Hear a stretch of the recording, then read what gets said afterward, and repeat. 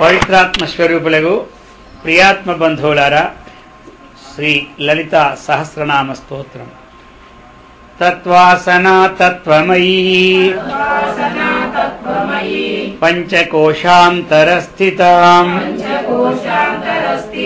నిస్సీమ మహిమాం నిత్య యౌవనాం మదశాలినీ తత్వాసనా తత్వమయీ పంచకోశాంతరస్థితాం నిస్సీమ మహిమా నిత్య యౌవనా మదశాలినీ. తత్వాసన అనేది మనం తత్తు త్వము అర్థమైంది కదా. అలాగనే తత్వం అంటే ఏమిటి? యథార్థం. తత్వం అంటే ఏమిటి? మనకి 24 తత్వాలతో కూడింది ఈ శరీరం. ఈ శరీరంలో ఉన్నటువంటి వారెవరు? అమ్మవారు సింహాసనాధీశ్వరులాగా 24 తత్వాలు ప్లస్ 1 ఆత్మ 25. కాబట్టి 24 తత్వాలతో ఉన్నటువంటి శరీరంలో కూర్చున్న వారు ఎవరు అంటే ఇదే ఆసనం అమ్మవారికి. అర్థమైందా? మనకి ఎలాగ ఇది ఆసనం పోయేది, శరీరమే ఆసనం. ఆ విధంగా కొంతమంది 36 తత్వాలని నిన్న చెప్పుకున్నాం. ఇక తత్వమయీ. తత్వం అంటే ఏమి? అది. త్వము అంటే ఏమిటి? అర్థమైందా? నీవు. అది నీవు అయి ఉన్నావు. అది నీవు అయి ఉన్నావు. అది అంటే ఎవరు? పరమాత్మ. సర్వం వ్యాపకమైన చైతన్యం అయితే ఉన్నదో, పిపీలికాది బ్రహ్మ పర్యంత వ్యాపకమైన ఏ చైతన్యం అయితే ఉన్నదో అది నీవని గురువు మనకి ఉపదేశం చేస్తాడు. అంత తెలుస్తుందా? తత్వమసి మహావాక్యం అన్నమాట అది. అందుకని అమ్మవారు తత్వమయీ అన్నమాట. అందుచేత తత్వమయీ అంటే ఏమిటి? ఆ ఉన్నటువంటి యథార్థ స్వరూపమే అమ్మవారు. జీవుడు దేవుడు ఒకటే గాని భిన్నము లేదు. జీవో బ్రహ్మైవ నా అపరః. జీవో బ్రహ్మైవ, జీవుడే బ్రహ్మం. అపరః అన్యః నాస్తి అంటే లేదు. ఆ విధంగా నిన్న మనం దాన్ని వివరించుకున్నాం. ఇక పంచకోశాంతర స్థిత అదనమాట. పంచకోశాలు ఉన్నాయి మనకి. పంచకోశాలు అంటే ఎన్నవి? 5. 5 కోశాలు పంచకోశాలు. 1 అన్నమయం, 2 ప్రాణమయం, 3 మనోమయం, 4 విజ్ఞానమయం, 5 ఆనందమయం. ఇవి వీటిని ఏమంటారు? పంచకోశాలు. కోశవత్వాచ్ఛాద్యతి ఇది కోశః. పంచసంఖ్యకాః కోశాః పంచకోశాః. అర్థమైందా? కాబట్టి కోశవత్తు ఆచ్ఛాదిత. కోశం ఖడ్గానికి కోశం ఎలాగ ఆచ్ఛాదన ఉంటుందో ఈ పంచకోశాల చేత కప్పబడి ఉన్నది. అంటే ఆత్మ అంటే అర్థమేంటి? పంచకోశాల్లోనూ కూడా పంచకోశాల కంటే అంతరం. అంతరం అంటే ఏంటి? లోపట. అర్థమైందా? ఒక కోశానికంటే ఒక కోశం లోపట ఉంటాడు. మనకి కోశాల్లో ఒక కోశం కంటే ఇంకో కోశం ఒకటి లోపట ఉంటుంటుంది అన్నమాట. అర్థమైందా? ఇప్పుడు మనకి ఇది ఒక కోశం అనుకోండి, అన్నమయం. పైనున్నది ఏమిటి? అన్నమయం. అర్థమైందా? ఇది అన్నమయ శరీరం. ఇది ఏంటంటే ఇది పైనున్నది అన్నమయం. ఒకదానికొకటి సూక్ష్మం. ఈ లోపట ప్రాణమయం, ఈ లోపట మనోమయం. ఒకదానికంటే ఒకటి సూక్ష్మం. ఈ లోపట విజ్ఞానమయం, ఈ లోపట ఆనందమయం.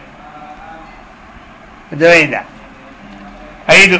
1 2 3 4 5 పంచకోశాంతర. ఈ మధ్యలో అమ్మవారు. అర్థమైందా? కోశం అంటే వర, నిధి, ఒక కోశం, కోశాగారం. అలాగనే కోశం అంటే ఏమిటి? ఒక వర, కత్తిని కూడా కత్తి పెట్టుకుని వరని కోశం అంటారు. అందులో కోశం కనబడదు, ఆ కత్తి ఆ వరల నుంచి బయట తీస్తే కనబడతాయి. అలాగా ఈ పంచకోశాలు ఉన్నాయి. ఒకదానికంటే ఒక సూక్ష్మమైన మాట. ఇది అన్నమయం, ఈ పైన సూక్ష్మం, ఈ లోపల ప్రాణమయం, ఇది మనోమయం, ఇది విజ్ఞానమయం, ఇది ఆనందమయం. ఈ విధంగా మనకి పంచకోశాల్లో ఒకదానికొకటి రూపంలో ఉంటుందన్నమాట. అందుచేత ఇక ఈ పంచకోశాలు అన్నటువంటివి ఈ విధంగా మనకు ఉంటాయి. అయితే మరి ఇందులో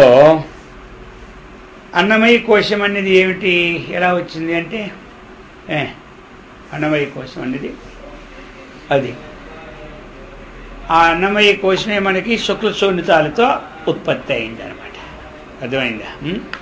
అన్నమయ కోశం అంటే అన్న రసమే అది.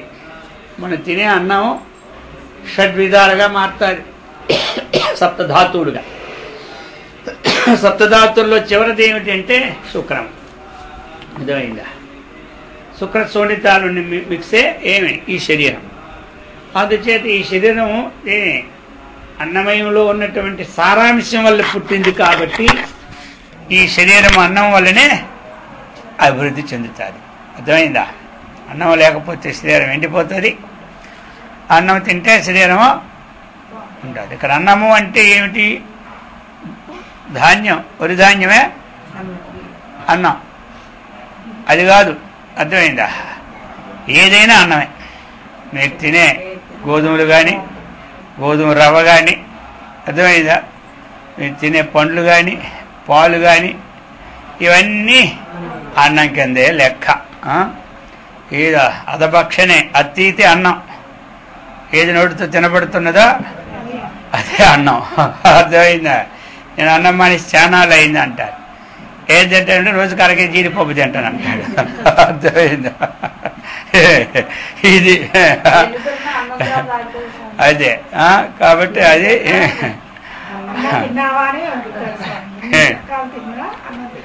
అది ఏకాదశి నాడు ఎన్ని పండ్లు తిన్నా వాడి పేరు మొఖం వాకులాగే ఉంటుంది మొఖం అందరికీ. ఎందుకంటే ఆ అన్నం అలవాటు పడిపోయాం కాబట్టి ఏమంటారు. అందుకని అన్నమయం అన్నటువంటి శరీరం. మరి ఈ శరీరము అన్నమయ శరీరం అన్నటువంటిది ఎట్లా మరిది? అన్నమయం శరీరము ఆత్మ కాదు. అదే అన్నమాట ఇక్కడ. అన్నమయ శరీరము ఆత్మ కాదు, పంచకోశాంతర స్థిత. ఈ పంచకోశాలకి ఆధారం ఎవరు? అమ్మవారే. అయితే ఈ పంచకోశాలచే కప్పబడి ఆ తత్వాన్ని తెలుసుకోలేకపోతూ ఉన్నా. అన్నమయ శరీరమే నేను అనుకుంటారు కొంతమంది సిద్ధాంతులు. అర్థమైందా?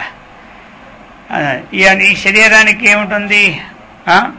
అస్థి, జాయతే, వర్ధతే, పరిణమతే, అపక్షీయతే, వినశ్యతే. అర్థమైందా? వికారాలు ఉన్నాయి. ఏదైతే అన్నమయ శరీరమో దీనికి వికారం, బాల్యము, యౌవనము, కౌమారము, వార్ధక్యం. అర్థమైందా? లోపట ఉన్న దానికి వికారము లేదు. ఏది వికారం ఉందో అది ఆత్మ కాదు, అది కొట్టడం. అర్థమైందా? అన్నమయ శరీరం ఆత్మ ఇది తెలుసుకోవాలి. అన్నమయ శరీరంలో ఉన్నటువంటిది ఏమిటి? దాని ఉత్పత్తే రక్తాది సప్త ధాతువులు. అర్థమైందా? అందుచేత అవి అన్నీ కూడా వాటికి వృద్ధి ఉంటుంది, క్షేమం ఉంటుంది. వృద్ధి క్షేములు ఉన్నటువంటిది ఆత్మ కాదు. అది అన్నమయ శరీరం ఆత్మ కాదని చెప్పుకోవడానికి కారణం ఏమిటి అంటే ఇదే అనమాట. ఆత్మ అంటే నిర్వికారం. ఆ పంచకోశాంతర స్థిత అమ్మవారికి ఇప్పుడు నాశమో లేదు. కాబట్టి ఈ అన్నమయ శరీరం అన్నటువంటిది ఇది అనమాట. అన్నమయ శరీరం మనకు కప్పబడి ఉంది, పైన కప్పబడినటువంటిదే అన్నమయ శరీరం. ఇదంతా కూడా. కాబట్టి ఇది ఒక కోట్లాడేదనమాట. లోపల ఉన్నటువంటి సూక్ష్మదేహానికి ఈ శరీరం ఒక వస్త్రం లాంటిది, ఒక అది అనమాట. కాబట్టి వస్త్రం ఎలాగైతే నాశం ఉందో శరీరానికి అలాగనే వసాంసి జీర్ణాన్ని యథావిహాయ అదనమాట. ఆ విధంగా అన్నమయ శరీరం ఇది. ఇక అన్నమయ శరీరము మనం విచారించుకున్నాం. అన్నమయ శరీరం నేను కాదు, నాది కాదు. అన్నమయ శరీరము నేను కాదు, నాది కాదు అనుకోవాలి. అర్థమైందా? ఈ శరీరం నేను అనుకున్న దానికంటే పాపం ఇంకొకటి లోకంలో లేదు. ఎన్ని బ్రహ్మహత్యాలు చేసినా అది ఇంద్రియుడు ఉంది. దేహాత్మజం బుద్ధి, దేహాత్మ బుద్ధిజం పాపం నతద్ కోటి గోవధ, కోటి గోవులను చంపిన దానికన్నా ఈ శరీరం నేను అనుకున్న వాడికి ఇంకా పాపము ఎక్కువ. ఒక గోవుని చంపితేనే గోహత్య మహాపాతకం చుట్టుకుందిరా వీడికి అంటారా లేదా? అలాంటి కోటి గోవులు చంపినాతే ఎంత పాపమో అంతకంటే ఎక్కువ పాపం ఎవరికి? ఈ శరీరం నేను అన్నవాడు కూడా అంత పాపం. అర్థమైందా? అందుకని ఈ శరీరం నేను కాదు, నాది కాదు. కళ్ళ కూడా శరీరం నేను అనుకోకూడదు. అర్థమైందా? అది ఎందుకు నేను కాదు? నేనంటే ఎవడు? ఆత్మ. నాకు వికారము లేదు, శరీరానికి వికారం ఉన్నది, కనబడుతుంది. విచారణ మాత్రం చేసుకున్నప్పుడు ఈ అన్నమయ కోశము నేను కాదు. అన్నమయ కోశము కప్పబడి, దీని చేత కప్పబడి మన తత్వాన్ని తెలుసుకుంటున్నాం. ఇప్పుడు దీన్ని తీయమంటే నేను కాదంటే ఉంది, తత్వం ఎగిరిపోదు. అర్థమైందా? అది అన్నమయం. అర్థమైందా? అన్నమయం. సరే, ఇంకా కొంతమంది ప్రాణాత్మవాదులు ప్రాణ శరీరం, అన్నమయ శరీరంలో ఏముంటుంది? ఏది తింటూ ఉన్నామో అదంతా అన్నం. దీని చేత ఉత్పత్తి అయిందే అన్నమయ కోశం. అర్థమైందా? అన్నమయ కోశం ఏమిటి అడిగితే ఏం చెప్పాలి? అందరూ మనం తింటున్న పదార్థాలతో తయారైనటువంటి శరీరమే అన్నమయ కోశం అని చెప్పాలి. అన్నమయ కోశం అంటే ఆకాశం చూస్తే లాభం లేదు, అక్కడ ఏం అన్నం ఉండదు, సోనం ఉండదు. అర్థమైందా? అన్నమయ కోశం అడిగారు ఎవరైనా, ఏమిటి అన్నమయ కోశం అంటే? ఏముంది? అన్నంతో తింటే అన్నం, తినదల్లా ఏది తింటే అదే అన్నం, దాంతో తయారైంది ఈ శరీరం. కాబట్టి ఈ శరీరానికి వృద్ధి ఉంది, క్షయమే ఉంది. కాబట్టి ఈ శరీరం నేను కాదు, నాది కాదు, ఇది అనమాట. ఇది అనుకుంటే ఏమైంది? ఇప్పుడు అన్నమయ శరీర కోశాన్ని దాచిపెట్టు మనం, లేకపోతే ఈ కోశంలోనే ఉంటా. ఇంకా 4 కోశాలు ఎన్ని జన్మలు అవుతుందో. అర్థమైందా? కాబట్టి అన్నమయ కోశంలో ఇప్పుడు ఏమైపోయాం? దాడిపోయాం 10 నిమిషాల్లో. అర్థమైందా? ఇప్పుడు తర్వాత కోశం ఏమిటి? ప్రాణమయ కోశం. కొంతమంది ప్రాణం ఉంటే కదా శరీరం ఉంటుంది, ప్రాణం పోతే శరీరం ఉండదు కదా అని ప్రాణమే ఆత్మ అంట. అర్థమైందా? ప్రాణమే అన్నమయం ఏ విధంగా అయితే కోశమో ప్రాణమయం కూడా ఆ విధంగా కోశం. అన్నమయానికి వికారం ఉంది, ప్రాణమయానికి వికారము ఉందన్నమాట. ప్రాణానికి ఏమిటి ధర్మాలు? ఒక ధర్మం ఉన్నది, ఒక వికారం ఉన్నది. ఆత్మ ఎప్పుడో కాదు. ప్రాణానికి ఏమిటి? క్షుత్తు పిపాస. అయిందా?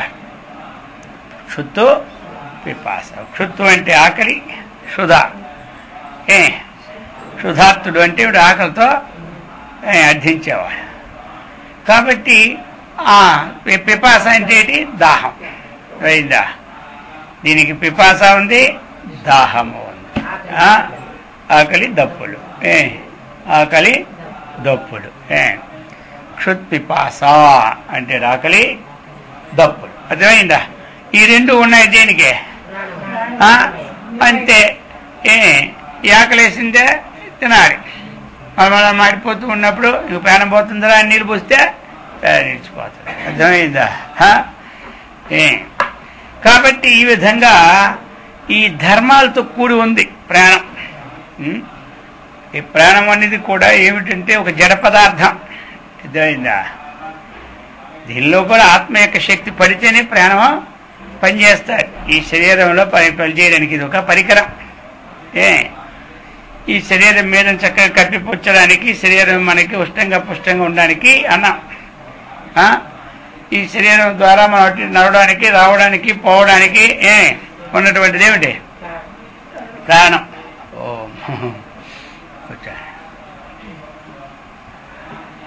పైకి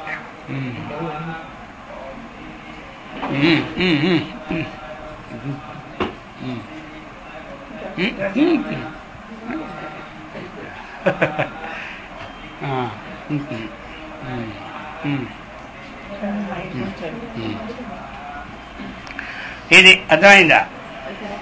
అందుచేత ప్రాణమయం అంటే తెలిసింది కదా అందరికీ.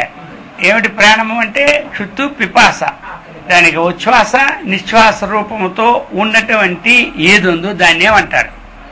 ప్రాణం. ప్రాణం అంటే ఏమిటి? ఉచ్ఛ్వాసం ఉంటుంది, నిశ్వాసం ఉంటుంది. ఉచ్ఛ్వాసం అంటే ఏమిటి మీకు తెలిసిందే, చెప్పండి గట్టిగా అందరూ. ఒక పదానికి అడుగుతున్నా. ఉచ్ఛ్వాసం పీల్చుకోవడం, నిశ్వాసం అంటే పదాలు. అర్థమైందా? ఉత్ అంటే పైకి తీసుకోవడం, ఉత్ అంటే ఉత్తిష్ట అంటే లేవు అని సంస్కృతంలో. అర్థమైందా? ఉత్ అంటే పైకి తీసుకోవడం. కాబట్టి శ్వాస ఏంటంటే ఆ గాలి, కాబట్టి నిశ్వాస అది కిందకు వదలడం. అందుకని దాని పని ఏమిటి అంటే దాని పని ఏమిటి? ప్రాణం పని ఏమిటి? ఒక పని ఉండేది ఎప్పుడు ఆత్మ. అర్థమైంది కదా? దానికి విశ్వాసం నిశ్వాసం రెండు దాని వర్క్ అది. దానికి ఇంకేవి ధర్మాలు ఉన్నాయంటే ఆకలి దప్పులు. ఆకలి దప్పులు ఉన్నది ఆత్మ కాదు. అన్నిటికీ సాక్షిగా ఉంటుంది, కానీ దానికి కాక మనం తిన్న అలాగే ఉంటుంది, తినకపోయినా అలాగే ఉంటుంది.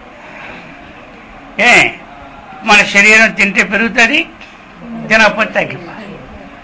అలాగని ఆ ప్రాణం కూడా ఆకలి వేసినప్పుడు తింటే అది వచ్చుకుంటుంది, లేకపోతే వెలువెల తండుకుంటుంది. అర్థమైందా? వెలువెల తండుకుంటుంది. అందుచేత అది ఎప్పుడు ఆత్మ కాదు. ఈ విధంగా ప్రాణం నేను కాదు, నాది కాదు అని రావాలి. అప్పుడు ప్రాణం నేను కాదు, నాది కాదు. అయితే ఈ ప్రాణంలో ఏమిటుంది, శరీరంలో ఏముందో చెప్పిస్తారు మీరు. మనం తింటున్నట్టు పేగపళ్ళు తింటున్నాం, జీడిపప్పులు తింటున్నాం, అన్నం తింటున్నాం, సున్నం తింటున్నాం. ఇదంతా కలిసికపోయి రక్తము, మాంసము, మలము, మధ్య, మూలుగు, హస్తి, ధాతువులు అన్నీ చెప్పేశారు. ఇవన్నీ కూడా ఈ ప్రాణంలో ఏముంది అంటే ప్రాణము క్రియాశక్తి. అర్థమైందా? ప్రాణం అనేది క్రియాశక్తి. అది ఆ క్రియాశక్తిలో ఏముంది ప్రాణములు అంటే మనకి ఆకాశము, వాయువు, అగ్ని, జలము, భూమి, ఇవన్నీ 5. చెప్పండి అందరూ వరుసగా చెప్పాలి.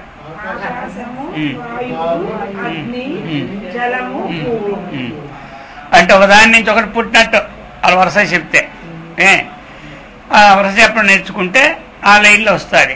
ఆకాశాద్వాయు, వాయోరగ్ని, అగ్నేరాప, అద్భ్య పృథివీ, పృథివ్యామోషధీభ్య, ఓషధీభ్యో అన్నం, అన్నాత్ పురుష.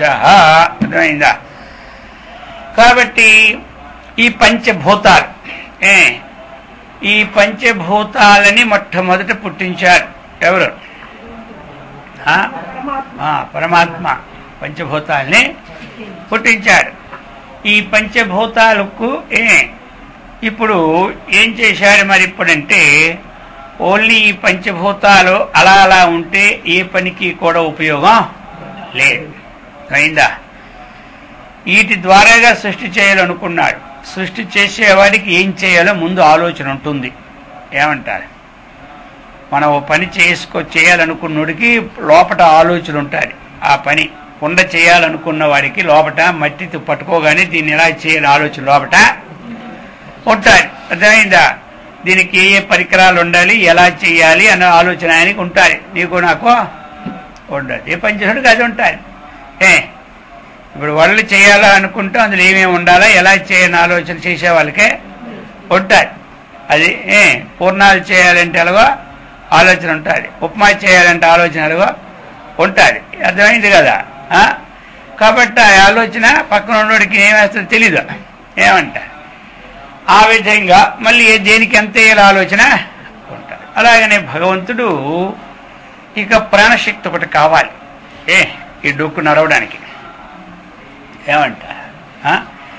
అందుకు అప్పుడు పంచమహాభూతాల నుంచి వాటిని పంచమహాభూతాలు వాటిని పంచీకృతములు అవి చేశాడనమాట. పంచమహాభూతాలని పంచీకృతం చేశాడు. పంచ ఇవి ఒక 10 ఇచ్చాం మీ చేతికి, వాళ్ళందరికీ ఇచ్చి రమ్మన్నా. అందరికీ ఇస్తే ఏమో అది అందరికీ పంచారా లేదా? పంచడమే పంచీకృతం. అర్థమైందా? అందరికీ పంచాలా? పంచుకుంటే ఇంట్లో ఉంచుకుంటే పంచీకృతం కాదు, పంచితే అది పంచడమే పంచి. సంస్కృత పదాలు తెలుగు పదాలు కలుస్తాయన్నమాట. కాబట్టి ఇక్కడ ఏం చేశాడు భగవంతుడు? ఆకాశం 5 సృష్టించాడు. అర్థమైందా? సృష్టిస్తే ఇప్పుడు ఇది ఒకటి మీకు లెక్క అనమాట. ఇది ఏమిటిది? ఆకాశం అనుకోండి. ఇదేమిటిది? ఆకాశం. ఇది ఆకాశం అయిందా? అంటే ఇప్పుడు ఈ ఆకాశం ఇది ఇదేమిటిది? వాయువు అనుకో. ఈ పక్క రాస్తా. ఇదేమిటిది? ఇది వాయు. ఆకాశం వాయు. వాయువు అంటే వాకు దీర్ఘం పెడితే వాయువు అయిపోయి. ఈ పైన పోను రాద్దాం మధ్యలోనికి. ఇది వాయువు, ఇది ఆకాశం. ఇప్పుడు ఏమిటిది? అగ్ని. అర్థమైందా? అగ్ని తీసినా పర్లేదులే. ఇదేమైంది? అగ్ని. ఇక్కడ అగ్ని తర్వాత జలం. ఇది జలం. అంతేనా? ఇది జలం. అయిపోయిందా? ఇంకేం మిగిలింది? భూమి. ఇదేమిటిది? భూమి. భూమి అయిపోయిందా? ఇవి పుట్టే ఎప్పుడు మొట్టమొదటి సృష్టి ప్రారంభంలో ఈ పుట్టే. అర్థమైందా? ఇది అన్నమాట పంచీకృతం అంటారు. పంచీకరణం తెలిసిందా? పంచీకృతం తెలిసిందా అంటే ఇదే, ఇదేమీలే. ఇదైతే ఇప్పుడు వీటితో స్వయంగా పుట్టే కానీ బ్రహ్మాండాన్ని పుట్టిన కెపాసిటీ అలా ఉంటే లేవు. విడివిడిగా ఉంటే అవేమీ చేయలేవు. అన్నిట్లో అన్నీ రావాలి. ప్రతి విషయంలో అన్నీ కూడా రావాలి. ఎందుకంటే నీటిలో ఉన్న జీవులకు కూడా ఈ పంచభూతాలు ఉంటేనే అవి బతుకుతాయి. భూమిలో ఉన్న జీవులకు కూడా ఈ పంచభూతాలు 5 కలిస్తేనే భూమిలో ఉన్న జీవులు ఉంటాయి. అర్థమైందా? ఇప్పుడు నీటిలో ఉండే చేపలు ఉంటాయి, మొసళ్ళు ఉంటాయి, కప్పలు ఉంటాయి, రకరకాలు ఉంటాయి. ఏ జీవికైనా పంచభూతాలు పూర్తిగా లేకపోతే ఆ జీవి బ్రతకదు. ఏ తక్కువైనా చస్తుంది. అది వాయుతత్వం తగ్గినా చస్తుంది, జలతత్వం తగ్గినా చచ్చిపోద్ది, అగ్నితత్వం తగ్గినా చచ్చిపోద్ది. 5 ఉండాలి. మరి 5 ఉండాలంటే అవి విడివిడిగా ఉంటే పనులు అవ్వు. అందుకని భగవంతుడు అనుకున్నారు సృష్టి చేసేటప్పుడు ఇది ఆకాశం అనుకోండి. మధ్య చీరామనుకో, ఎటుపక్క చీరిన ఏదో ఒకటి అనుకో, గొడవ ఎందుక? లేకపోతే ఇలా చీరామనుకో, ఏం పోయింది? ఇది సగం ఏమైంది? ఆకాశం ఉందా? ఇది తత్వం సగం ఆకాశం ఉందా? ఈ ఉన్నదాన్ని మళ్ళీ 4 పాయింట్లు చేయాలి. ఇదంతా ఆకాశం, ఈ పక్కంతా. ఇప్పుడు ఇది 1, 2 ఇవి 4 ఎలాగవుతాయి? మరి ఈ గీస్తే 4 అవుతాయి. ఈ ఆకాశం 4 ఉందా? చూశారు కదా, ఇది సగం అయింది. ఇప్పుడు ఇది మళ్ళీ ఏమయ్యాలి? 4 కావాలి. ఈ సగం 1, ఈ 4 1. ఇలాగన్నీ కూడా ఇది సగం గీసేసాం. ఇప్పుడు ఇది సగం మళ్ళీ చెయ్యాలి. అర్థమైందా? ఇది సగం తీసేసాం. మళ్ళీ ఈ సగాన్ని 4 భాగాలు చేసాం. అలా ఈ సగం తీసాం. మళ్ళీ ఈ సగాన్ని 4 భాగాలు చేసాం. ఇప్పుడు అర్థమైందా? ఇది ఆకాశం, ఇది ఆకాశం. 4 ఆకాశం కదా. ఇప్పుడు ఏమైంది? ఈ ఆకాశతత్వం దీంట్లో పూర్తిగా ఉంటుంది. ఇది ఈ సగం ఏం కదపకూడదు ఎవరు. ఇందులో ఈ 4లో ఈ ఆకాశం తీసుకెళ్ళి ఇక్కడికి వస్తుంది. ఇక్కడికి ఇదేమిటిది? వాయువు. ఇది ఇక్కడికి వచ్చినప్పుడు ఇది తీసుకొచ్చి ఈ ఖాళీని పూర్తి చేస్తారు. అర్థమైందా? మళ్ళీ ఇది అయిపోయిందా? ఇక్కడికి. అలాగే ఈ ఆకాశం 4లోకి 4 వెళ్తాయి. ఈ 4 మళ్ళీ 4కి వస్తాయి. ఇది మాత్రమే కదపకూడదు. ఈ సగాన్ని మీరు కదపకూడదు. ఈ 4గిట్నే ఈ 4లో వచ్చాలి. యథాప్రకారంగా ఉన్నాయి ఇవి. అర్థమైందా? ఈ సగం భాగం తాను ఉంటుంది. ఉన్న సగంలో 4 పంచుకోవాలి. అప్పుడు ఏమైపోయింది? ఇందులోనికి ఏమొచ్చింది? ఆకాశం ఇది ఉంది కదా, వాయువు వచ్చింది, అగ్ని వచ్చింది, జలం వచ్చింది, పృథ్వీ వచ్చింది, భూమి వచ్చింది. అర్థమైందా? ఇలాగ 4 వచ్చేస్తాయి. దీన్ని ఏమంటారు? పంచీకరణం అంటారు. ఈ పంచపోతే 4 అపంచీకృతం అంటారు. నా పంచ అపంచి. తెలిసింది అందరికీ పంచీకృతం అంటే ప్రతిదీ సగం చేసుకోవాలి. ఇలా ఆకాశాన్ని ఇక్కడ మనం గీసాం, ఏమంటారు? ఇప్పుడు దీన్ని సగం ఇటు వదిలేయాలి. ఇది ఆకాశాన్ని కింద. ఈ 4 మనం భాగాలు చేయలేదా? ఈ భాగాలు ఒక భాగం 4 భాగాలు వెళ్ళాలి. ఆ 4 ఇందులోకి రావాలి. ప్రతిదీ అంతే అంతే, ప్రతిదీ అంతే. ఇది ఇక్కడికి వెళ్ళింది ఒకటి, ఇక్కడికి వెళ్ళింది ఒకటి, ఇక్కడికి వెళ్ళింది ఒకటి, ఇక్కడికి వెళ్ళింది ఒకటి, మళ్ళీ అవన్నీ ఇక్కడికే వస్తాయి. అది అన్నమాట. ఇది అందరికి ఇప్పుడు తెలిసిందే పంచీకరణం అంటే అది అన్నమాట. కాబట్టి ఈ పంచీకరణము అన్నటువంటిది ఇది చేసిన తర్వాత ఏమైపోయిందంటే ఈ భౌతిక సృష్టి చేయడానికి సమర్థత వచ్చింది ఎవరికి? పరమాత్మకి. దాన్ని బట్టి ఇప్పుడు ఎక్కడైనా పర్వాలేదు. ఆకాశంలో విహరించిన, భూమిలో విహరించిన, ఎక్కడ విహరించినా 5 ఉంటాయి. ఏ జీవులకు ఆ జీవులకు అగ్నితత్వం ఉంటుంది, జలతత్వం ఉంటుంది, పృథ్వీతత్వం ఉంటుంది, ఆకాశతత్వం ఉంటుంది, అక్కడ తత్వం కూడా ఉంటుంది దాన్ని కలిసేటప్పుడు. అందుచేత ఇది పంచీకరణం. ఇవన్నీ ఎట్లాగా అంటే ఈ సృష్టి అనేది మనకున్న గుణాలు ఎన్ని? 3: సత్వము, రజస్సు, తమస్సు. తమ ప్రధానంతో సృష్టిని చేశాడు. అయిందా? సృష్టినే చేశాడు. పంచభూతాలన్నీ కలిసి తమ ప్రధానమైనటువంటి చైతన్యాంశం తీసుకొని సృష్టిని చేశాడు. ఇంకా ఎన్నున్నాయి? రజోగుణం ఉంది, సత్వగుణం ఉంది. అర్థమైందా? ఇప్పుడు ఆ రజోగుణము నుండి ఇక్కడ ఈ 5 ఉన్నాయి చూసారా మీకు? ఈ 5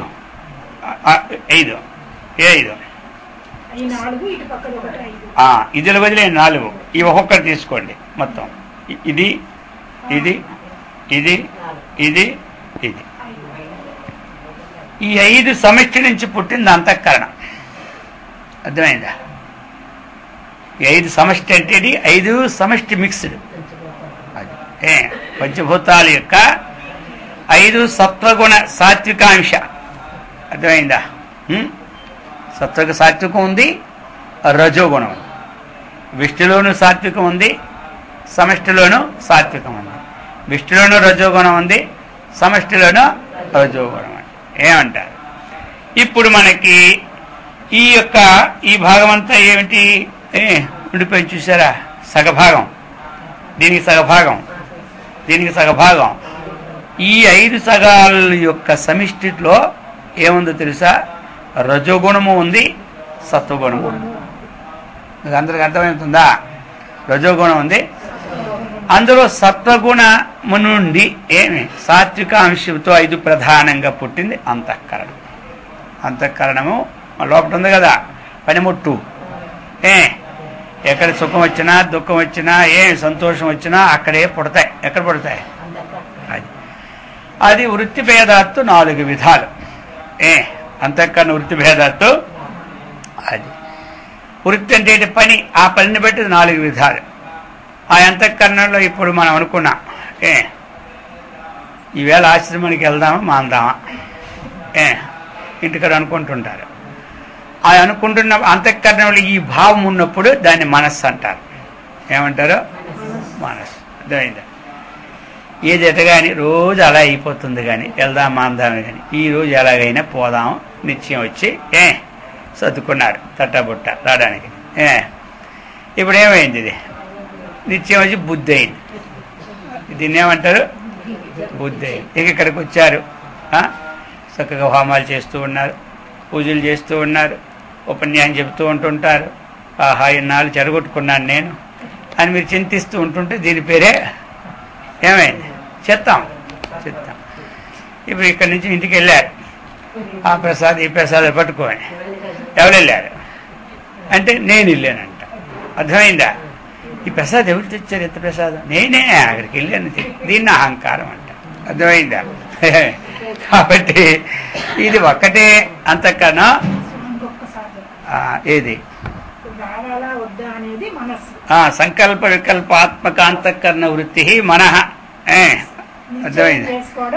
నిశ్చయం చేసుకోవడం బుద్ధి, చింతించడం చిత్తం, చింతనాత్మక వృత్తి చిత్తః. అహం అహం కరోతి ఇది అహంకార. ఏమంటారు? తిరుపతి నుంచి లడ్డూలు ఎవరు తెచ్చారంటే నేనే. అర్థమైందా? ఏమంటారు? ఈ ప్రకారంగా ఇది ఇది అహంకారం. ఇది ఇప్పుడు అంతఃకరణం అనేది ఒక్కటే.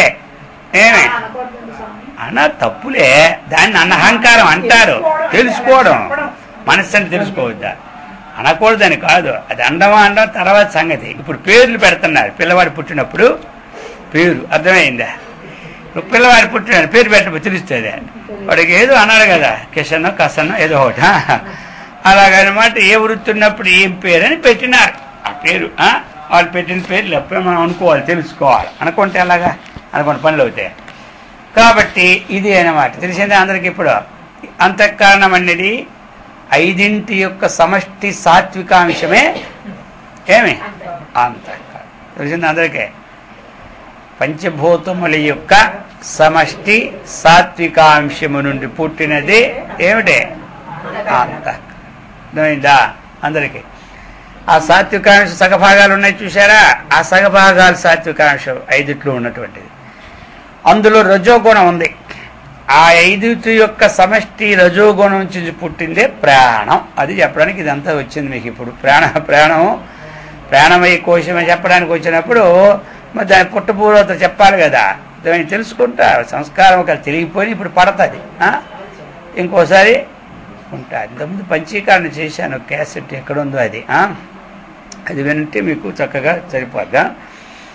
కాబట్టి ఇప్పుడు ప్రాణం ఎలా వచ్చిందంటే ఈ 5 ఉన్న రజోగుణం. ఇప్పుడు కనబడలేదు, ఇప్పుడు ఇవ్వక్కర్లే, తీసుకోండి. కాబట్టి అది ఎక్కడో చూద్దా. ఇప్పుడు అవ్వదు ఎతకడం. కాబట్టి అర్థమైందా? సమష్టి రజోగుణం నుంచి పుట్టింది. ఏం పుట్టింది? ప్రాణం. గట్టిగా నోట్లేదు ఎవరికి. అది అమ్మ ఒకదే అంటేనా. కాబట్టి సమష్టి రజోగుణం, 5 యొక్క సమష్టి రజోగుణం నుంచి ఏం పుట్టింది? ఇప్పుడు ఏ కోశం కొంచెం చెప్పుకుంటున్నా. అది ప్రాణమయ కోశం అన్నటువంటిది. అన్నమయ కోశం లేదు చింతలే. ఏది అంటుంటే అది అన్నమయ కోశం చెప్పి వచ్చి హాయిగా. ప్రాణమయ కోశం అంటుంటే ఇన్ని చిక్కులు ఉన్నాయన్నమాట. అది ఉంటే అది పోయిందంటే ఏ చిక్కు లేదు మనకి. అది ఉండబట్టి చిక్కులేనా సరే. మొత్తం మీద ఇది ప్రాణమయ కోశం. ఇంక ఇందులో ఏమున్నాడు ఐటమ్స్ అంటే వ్యష్టి. వ్యష్టి అంటే ఇప్పుడు చూసారా, ఇట్లో కూడా సత్వం ఉంది, రజస్సు ఉంది. సత్వం ఉంది, రజస్సు ఉంది. ఈ 4 ఈ 4 ఒక్కొక్కటి. ఇది ఆకాశం ఉంది కదా, అది అనమాట. ఈ ఆకాశం నుంచి రజోగుణం ఉంది. ఆ రజోగుణం నుంచి ఏం పుట్టింది అనేది మనకు అలవాట. అవి ఏంటంటే ఇందులో ప్రాణంలో వాగాది 5 ఇంద్రియాలు ఉన్నాయి. అర్థమైందా? ఇందులో జ్ఞానేంద్రియాలు కావు. వాగాది పంచకం. వాగాది పంచకం అంటే వాక్కు. అదే కర్మేంద్రియాలు అంటారు. వాగాది పంచకం ఏమంటారు? కర్మేంద్రియాలు. అర్థమైందా? శ్రోత్రాది పంచకాన్ని జ్ఞానేంద్రియాలు అంటారు. కర్మేంద్రియాలన్నీ మన దగ్గరే ఉన్నాయి. ఎవరైనా అడిగితే చెప్పలేం, ఎక్కడో అడవిలో ఉన్నట్టుగా ఈ ఇంద్రియాలు. అర్థమైందా? అన్నీ మన దగ్గరే ఉన్నాయి. కానీ మన దగ్గర ఏదో మనకు తెలియదు. దేన్ని ఏమంటారో సంస్కృత భాషలో, తెలుగు భాషలో అవి అవ్వదు. ఎవరింట్లో ఏముందో చెప్పగలం, కానీ మన ఇంట్లో ఉన్నది మనకు తెలియదు. అర్థమైందా? కాబట్టి క్రియతే ఇది కర్మ. చేయబడుతున్నవన్నీ కర్మకు సంబంధించినటి సాధనాల్ని కర్మేంద్రియాలని అంటారు. అర్థమైందా? సాధన అంటే పనిముట్టు.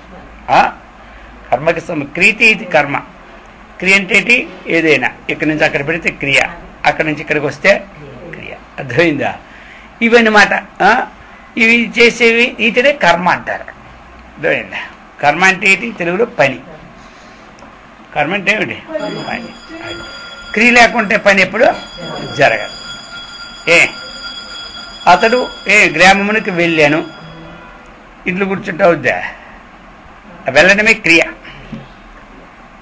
ఎంతవరకు వెళ్ళలేదో అసమాప క్రియ, వెళ్తే క్రియ.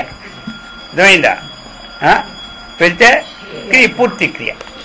అది కాబట్టి ఈ క్రియ ఇవి వాగేంద్రియాలు. ఈ పంచే ఏమిటి? వాక్కు, పాదము, చేతులు, మలమూత్ర విసర్జనాలు 2 ఇంద్రియాలు కలిసి ఏమైనాయి? ఈ 5 ఇంద్రియాలు ఈ ప్రాణము కలిసి ప్రాణమయ కోశం. అది అంత తెలిసిద్దా? అది ప్రాణమయ కోశం. ఇంద్రియాలు చెప్పొచ్చు. ఇంద్రియాలు ఎక్కడి నుంచి ఉత్పత్తి అయినా మళ్ళీ చెప్పాలి పద్ధతి, లేకపోతే 3 నిమిషాలు అయిపోద్ది. ఇది సత్యంగా. అందుచేత ఇప్పుడు ప్రాణమయ కోశంలో ఏమున్నాయంటే ఏం చెప్పాలి?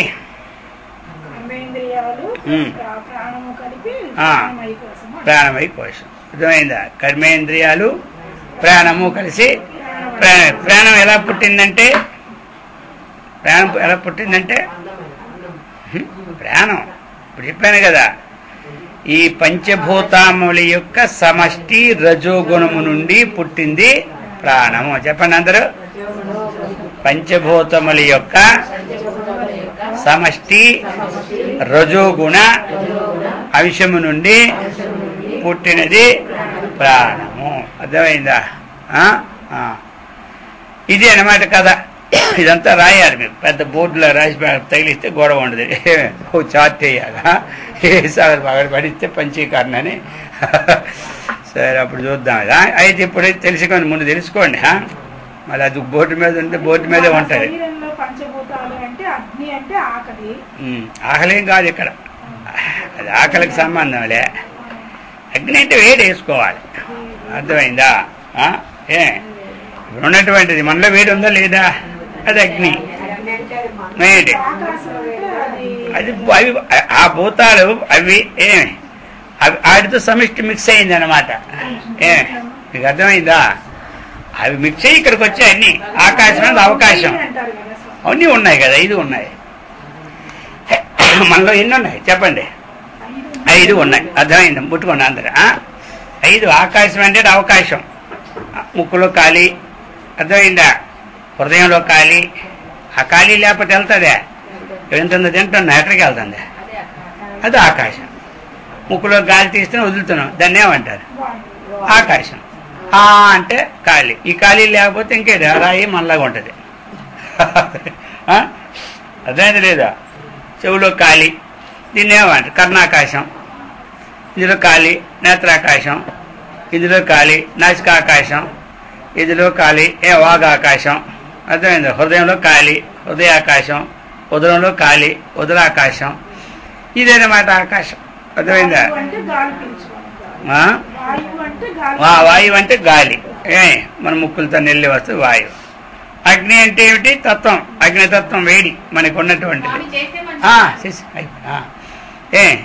ఈ జలతత్వం అనేటువంటిది మనలో ఉన్నటువంటి నీరు ఉంది కదా, అది జలతత్వం. నీరు తగ్గిపోయినా చికాకే, వేడి తగ్గిపోయినా చికాకే. పృథ్వీ తత్వమే మనలో ఉన్నటువంటిది ఇదంతా. ఈ మాంసము ముద్దలు ఎముకలు గిముకలు అవన్నీ దాంట్లో వస్తాయి. అర్థమైందా? అది అందుకని ఆ పంచభూతాత్మకంలో ఉన్నటువంటి పంచీకరణ చేసిన చేతి ఇప్పుడు 5 మనకి వచ్చినాయి. అది చెప్తూ ఉన్నారు. అర్థమైందా? ఎంతవరకు వచ్చింది ఇప్పుడు కదా? ప్రాణమయ కోశం తెలుసుకున్నారా? ప్రాణమయ కోశంలో ఏమున్నాయంటే ఈ కర్మేంద్రియాలు ఎక్కడి నుంచి వచ్చాయంటే ఒక్కొక్కటి వ్యష్టి. ఇప్పుడు ఇది ఉందా? ఇది చేసాం కదా. ఇందులో రజోగుణాంశం చేత ఒకటి, ఇందులో రజోగుణాంశం చేత ఒకటి, ఇందులో రజోగుణాంశం ఒకటి. ఈ 4 ఈ 5 5 వచ్చాయి. అర్థమైందా?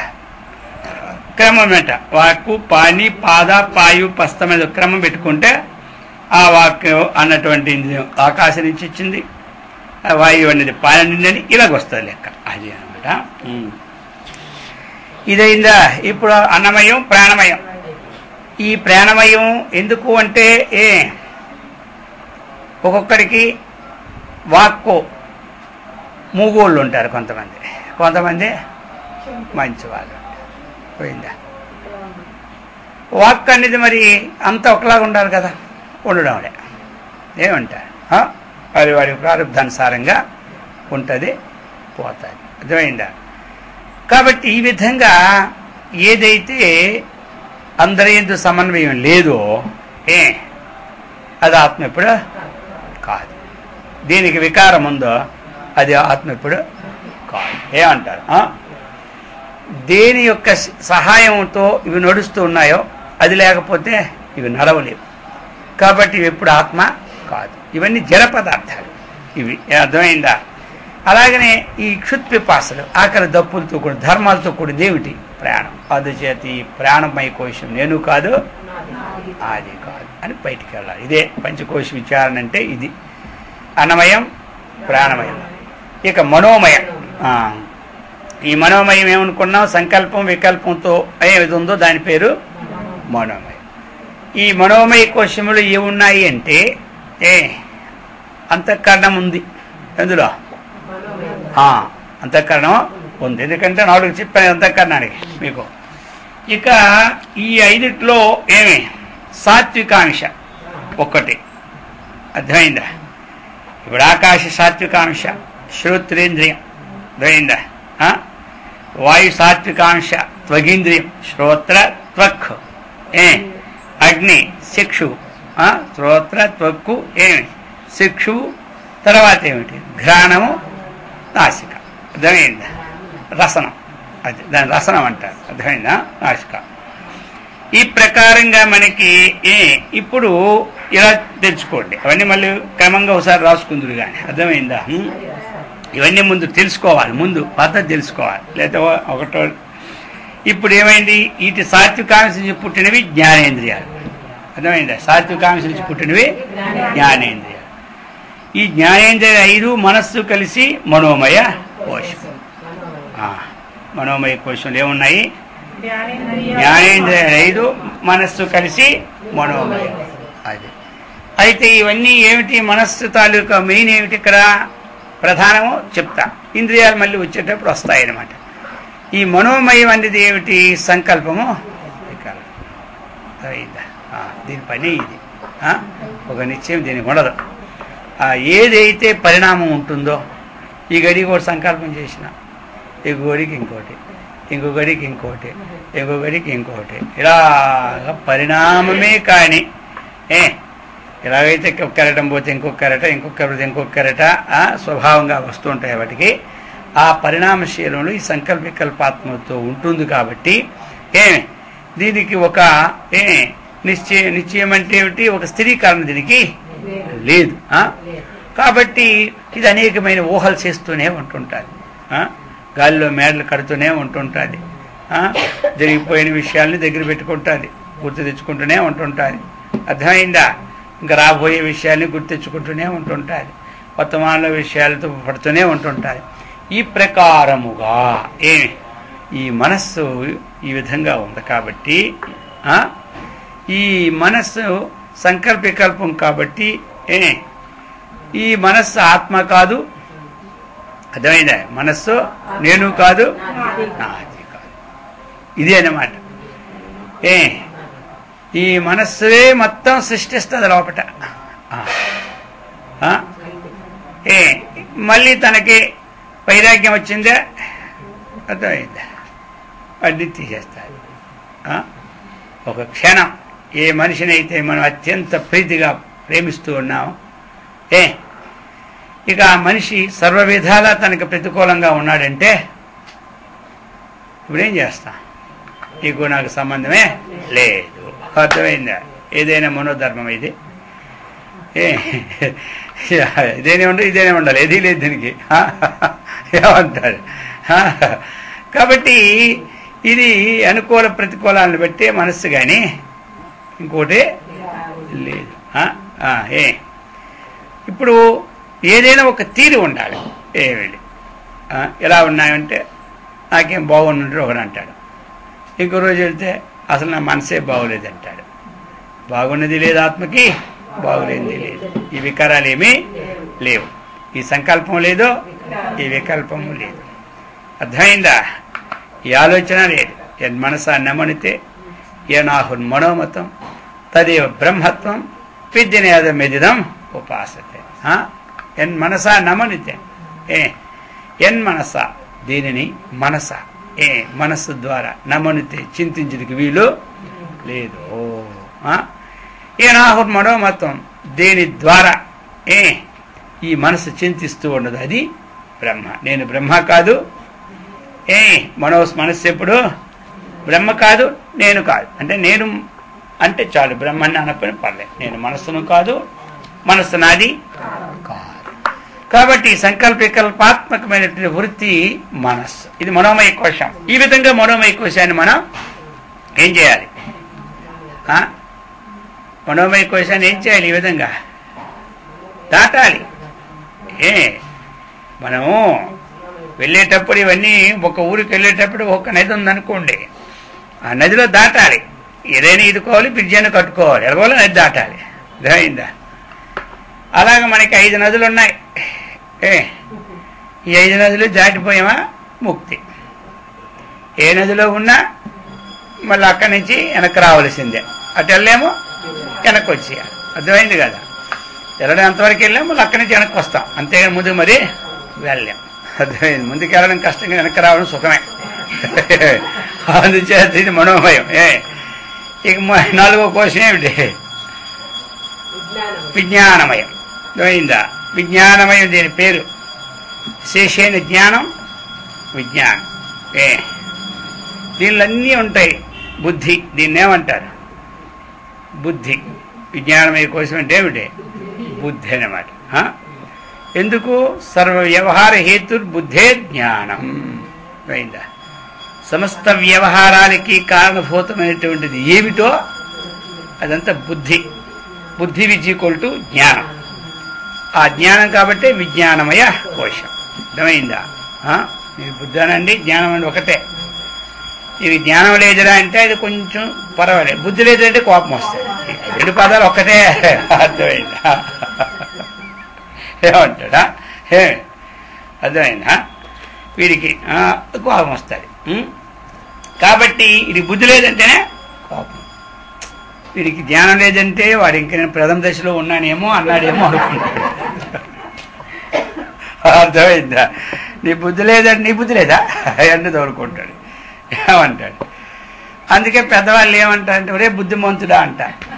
వాడు ఎంత తప్పు చేసినా ఏమంటారు? బుద్ధిమంతుడు ఇలా రా.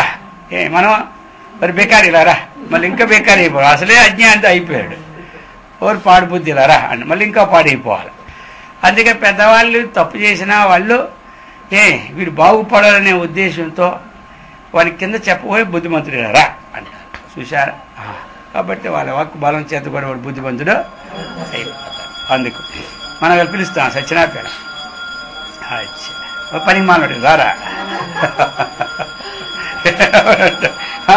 ఇది మనం ఇంకా పని మానవుడు అయిపోవాలి. మనకి మన ఆశీర్వాదం అలాంటిది. ఏమంటారు? అందుచేత ఇప్పుడు మనం ఎంతవరకు ఏమిటి? బుద్ధి. ఈ బుద్ధి కూడా ఏమిటి తెలుసా? ఒకసారి నిశ్చయం చేస్తారు, మర్నాడు మళ్ళీ నిశ్చయం పోయిందా. దీనికి స్థిరమే. ఇప్పుడు ఎన్ని నిశ్చయాలు చేసామో మనం, ఎన్ని నిశ్చయాలు పోయినాయి అది మనకే సాక్షి. ఎన్ని అనుకున్న మనసులో ఎన్ని చేసుకున్నామో ఎన్ని మానేసామో మనకే సాక్షి అన్నమాట. అది ఎవరికి వాడికి తెలిసిపోద్ది. ఎన్నో నిశ్చయాలు చేస్తూనే ఉంటుంటాం. ఎక్కడికైనా ఇల్లు ఒక ఆహ్లాదం కనబడి ఒక నిశ్చయం చేస్తాం. ఎంత సుందరం కట్టారు ఈ మందిరం. అర్థమైందా? ఈ మందిరానికి మనం కనీసం 1 లక్ష రూపాయలు దానం ఇస్తే మంచిదేమో నిశ్చయం చేసిస్తాం. అక్కడే అప్పుడు నిశ్చయం అయిపోయింది అక్కడ. సరే ఇంటికి వచ్చిన తర్వాత నిన్న ఆ ఊపులో అనుకున్నాం కానీ మనిషి మన ఇల్లు అక్కడ ఇంచుమించు 1000 మంది ఉండి మనిషి 1 లక్ష ఇస్తే వాడేం చేసుకుంటాడు. కాబట్టి అవసరం లేదు. ఏదో నిశ్చయం చేశాం కాబట్టి వాడు ఇస్తే 110 ఇచ్చేద్దాం. వాడు అయిపోయిందా. అర్థమైంది? నిశ్చయం ఎలా ఉంటుంది తెలుసా? అందుకే నిశ్చయం ఉండాలి. నిశ్చితాంబలు అంటే ఏమిటి? కదలకుండా ఉండాలి. అర్థమైందా? ఈ విధంగా నిశ్చయాలు మనకు పరివర్తనలు అనేక రకరకాలుగా మారుతూనే ఉంటాయి బుద్ధిలో. ఈ గడికి ఒకటి, ఇంకో గడికి ఇంకొకటి వస్తుంటుంది. అర్థమైందా? అది అందుకని ఇది స్థిరము కాదు. ఈ బుద్ధి స్థిరం కాదు. కాకపోయినా బుద్ధి ద్వారానే మనం గ్రహించుకోవాలి. అర్థమైందా? బుద్ధి ద్వారానే గ్రహించుకోవాలి. కానీ ఆ బుద్ధుల ద్వారా మనం ఏది గ్రహిస్తూ ఉన్నామో అది ఒక యథార్థమైన వక్త ద్వారాగా, యథార్థమైన శాస్త్ర ద్వారాగా మనం నిశ్చయం చేయకుండా గ్రహిస్తే దానివల్ల ఏమీ ప్రయోజనం లేదు, మోక్షం అనేది కలగదు. కానీ బుద్ధికి మార్పు, ఇది కూడా నిశ్చయానికి మార్పు. కానీ నిశ్చయాత్మిక అంతఃకరణ వృత్తి బుద్ధి అనమాట. ఏదో నిశ్చయం చేస్తాం. వెళ్తే ఇక మన తిరుపతి వెళ్దామా లేదనుకుంటే వెళ్దామని నిశ్చయం వస్తుంది కదా ఒక సమయానికి. ఆ భావనే బుద్ధి. ఎప్పుడు అనుకున్నామో నిశ్చయం చేశామో ఆ సమయంలో ఏముంది? బుద్ధి మనకి. అర్థమైందా? వెళ్దాం అందాం సమయంలో మనస్సు ఉంది, చింతించిన సమయంలో చిత్తం ఉంది, నేను కూర్చున్న సమయంలో అహంకారం ఉన్నది. ఒక్కటే, 4 ఒకసారి అనుకోం కదా, మారుతూ ఉంటుంది. అర్థమైందా? మనోబుద్ధి చిత్త అహంకారాది నాహం అంటాడు, అందుకే నేను కాదు అంటాడు. అర్థమైందా? అందుచేత బుద్ధి, ఇప్పుడు బుద్ధిలో ఏమున్నాయో తెలుసా? అంతఃకరణము, అంతఃకరణ అంటే బుద్ధి ప్లస్ జ్ఞానేంద్రియ. అక్కడ మనస్సు జ్ఞానేంద్రియ కలిసి మనోమయ కోశమైంది, బుద్ధి జ్ఞానేంద్రియ కలిసి విజ్ఞానమయ కోశమైంది. ఇప్పుడు 4 కోశాలు అయిపోయినాయి. అర్థమైందా? 4 కోశాలు అయినాయి. ఇంకెన్ని కోశాలు ఉన్నాయి? ఒక్కటి. ఈ విధంగా ఆ బుద్ధి ఇప్పుడు దాటిపోయాం. ఏది? అందుకని అన్నారు బుద్ధయో అవ్యవసాఖినా. అయిందా? ఏ నిశ్చయం లేనటువంటి వారికి చెట్టు మీద కొమ్మల్లాగా అనేక రకరకాలైనటువంటివిగా ఆ బుద్ధులు అనేక మతాలు, మతిని బట్టి మతాలు. మతి విజయకోల్టు బుద్ధి.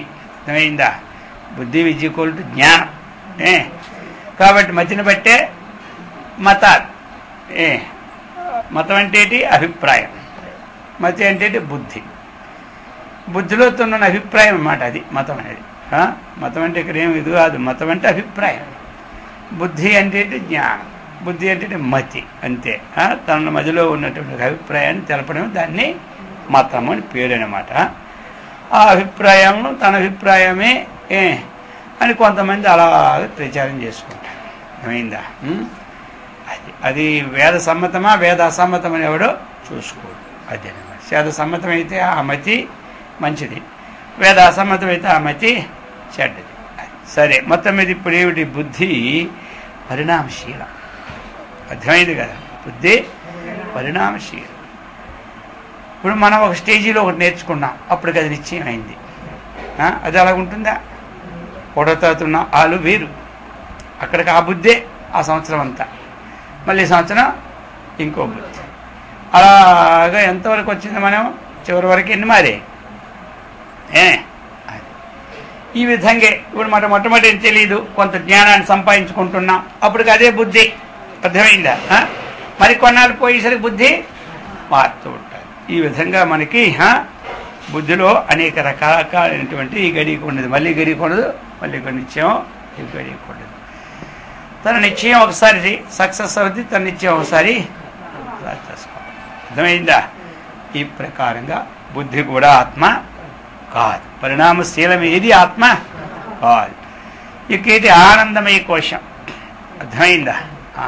ఈ ఆనందమయ కోశం ఇక్కడ ఏమిటంటే తమ ప్రధాన వృత్తి ఉంటుందన్నమాట. అర్థమైందా?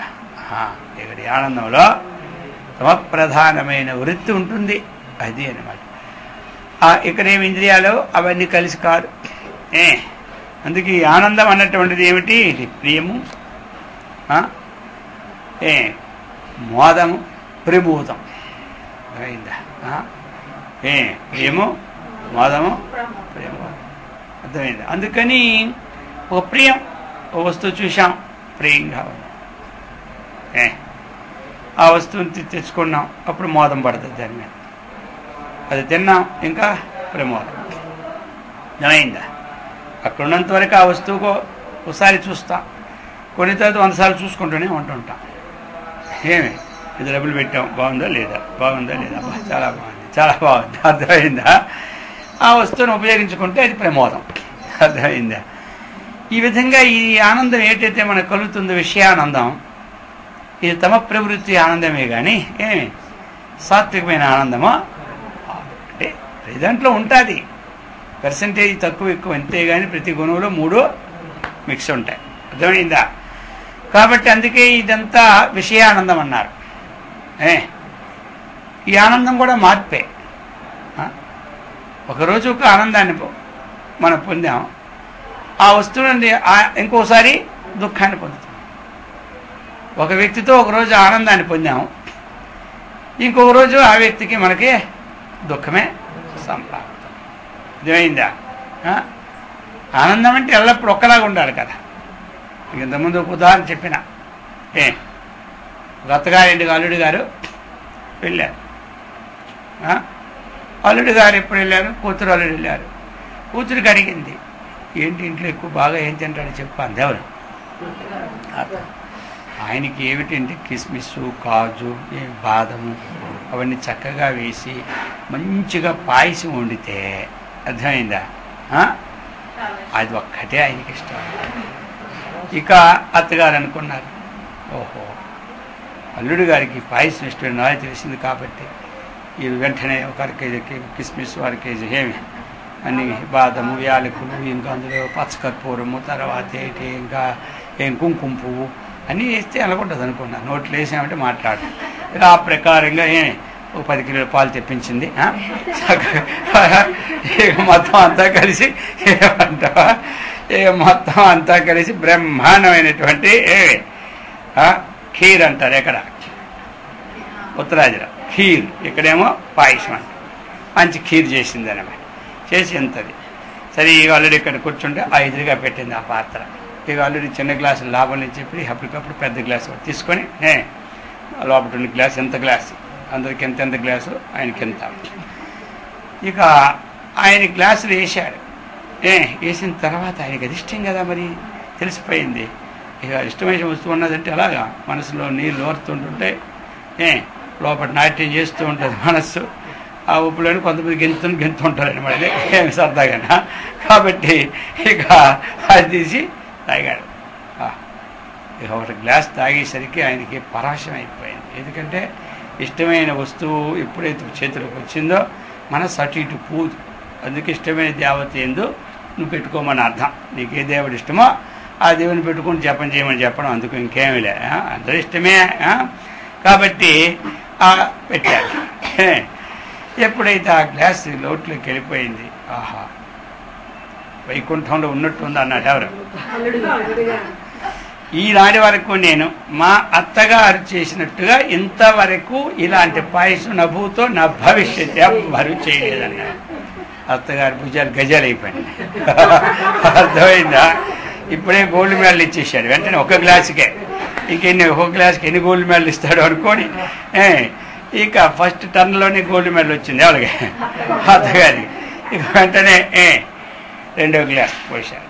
2వ గ్లాస్ కూడా బ్రహ్మాండంగా తాగేశాడు. శభాష్ అంటున్నాడు. 3వ గ్లాస్ పోసాడు. ఇంకా అన్నది అన్నా లేదా, 3వ గ్లాస్ తాగేశాడు. 4వ గ్లాస్ పోసాడు. అత్తగారు అక్కడ నిలబడి అటుపోతే ఇటుపోతే వచ్చింది. మరి ఇప్పటికే 3 గోల్డ్ మెడల్ వచ్చి ఇంకెన్ని వస్తాయి. ఇక కొట్టుకొని గండి పట్టుకు పోస్తుంటే ఇంకా చాలే, ఎందుకు నాకు చేవడానికి పెడుతున్నావా అన్నాడు. అయిపోయింది చూడు ఆ ఆనందం. ఆ మొదటి గ్లాసులో ఉన్నటువంటి ఆనందం 2వ గ్లాసు 3వ గ్లాసు వరకు తగ్గుతూ ఉంటుంటాయి. విషయానందం అంతా అంతే. ఆ ఇంద్రియానికి ఆ వస్తువుకి ఒక మితంగా ఉన్నప్పుడే దానికి ఆనందం. అది అమితమైపోతే విషమైపోతుంది. అర్థమైందా? అంతే కదా. ఇప్పుడే ఆనందం ఏముంటుంది? ఓ లడ్డు చుట్టుకున్నా, ఇలా లడ్డు పట్టుకున్నా చూస్తే ఆనందంగానే ఉంటుంది. మూతి దగ్గర ముందు పెట్టుకుని చెప్పి ఆనందమే. అయిపోయాయి. ముందు ముత్తుకుంటే ఆనందం లేదు. ఇలా పెట్టుకుంటే ఏం ఆనందం వస్తుంది రోజల్లా? ఆ లడ్డు. ఇప్పుడు లడ్డు నాలుక మీద పెట్టాం,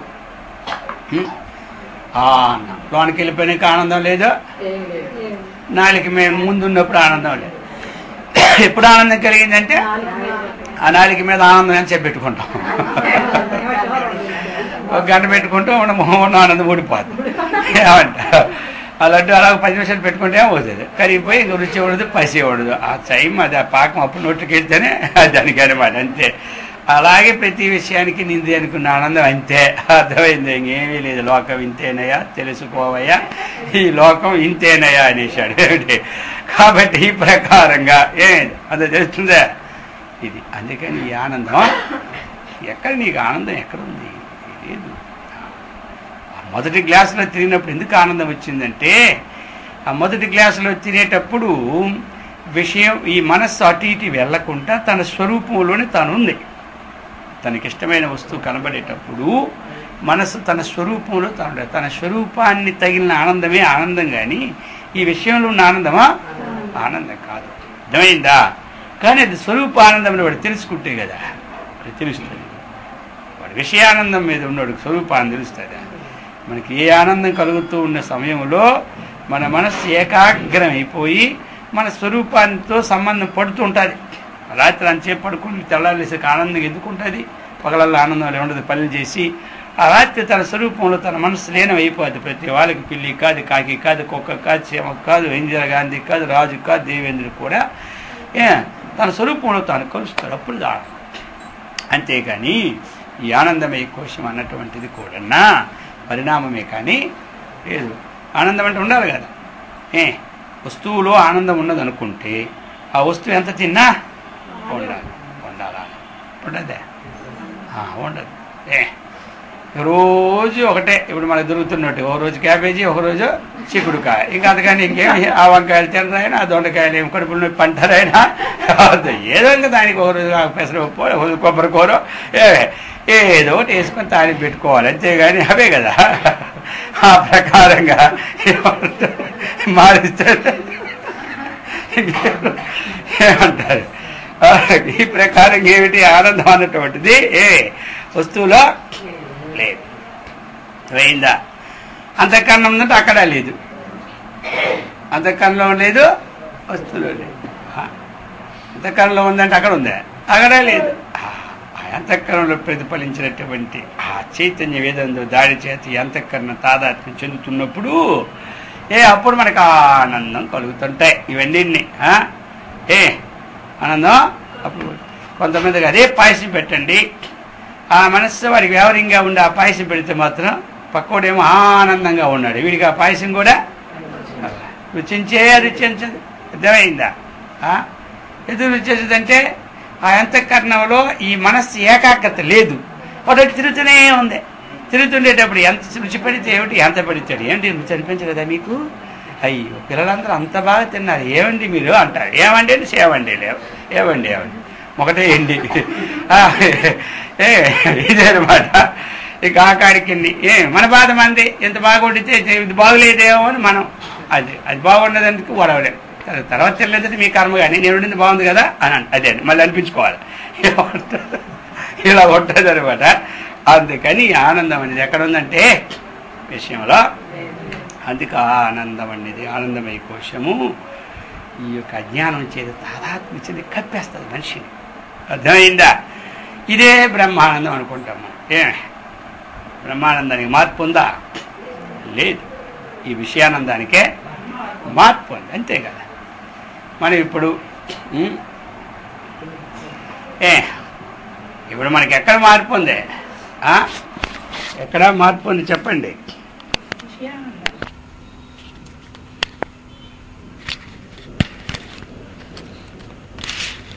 మదగోర్నిత రక్తాక్షి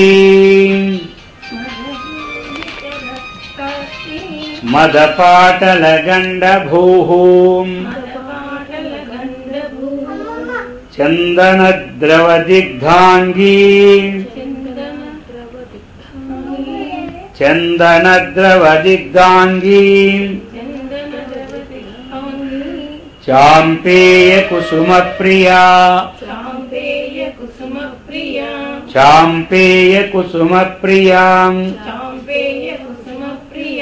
మదఘూర్ణిత రక్తాక్షి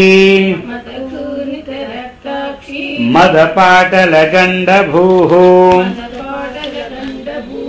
చందనద్రివదిగ్ధాంగీ చాంపేయ కుసుమ ప్రియా.